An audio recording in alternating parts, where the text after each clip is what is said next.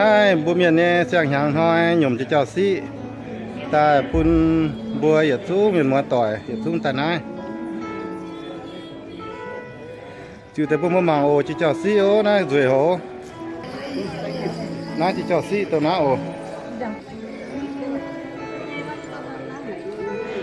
bùa yêu miền nhẹ nhàng lồng cho cháu xí nang nai nó ô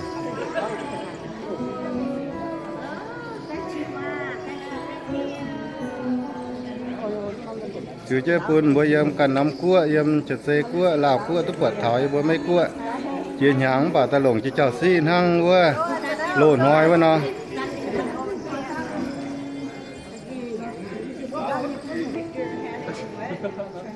sang hàng thôi lồng chỉ chào xí ố điếu rồi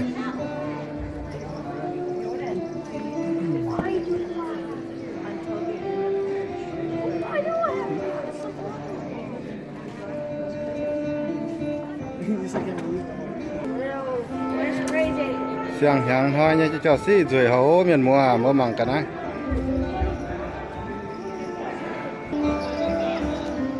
cho xí thấy mùa này tôi chỉ cho xí điều chứ rồi hấu này chiến bôi yêu miền hăng nó chiến hàng lồng chỉ cho xí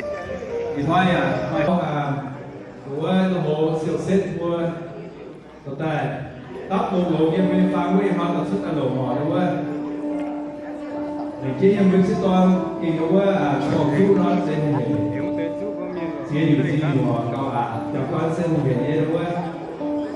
Đúng hay mình chú nó tôi là chú nhé mà. Chúng ta sẽ phù hợp với nhớ nhé, nói nhé, trồng chú nhé vui nhé nhé là họ thảo chú chú nhé chú luôn bên tiền họ sang nhau. Cái punya juga ni siapa nama? Di mana ni berdoa siapa nama?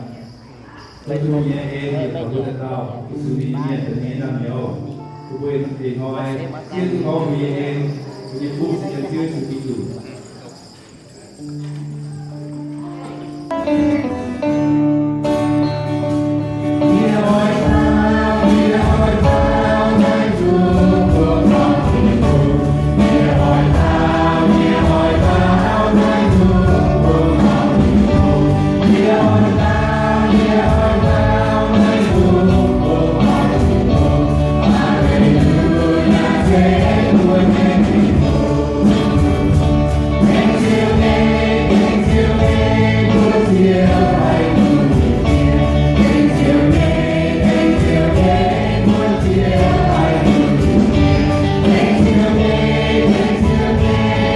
Yeah.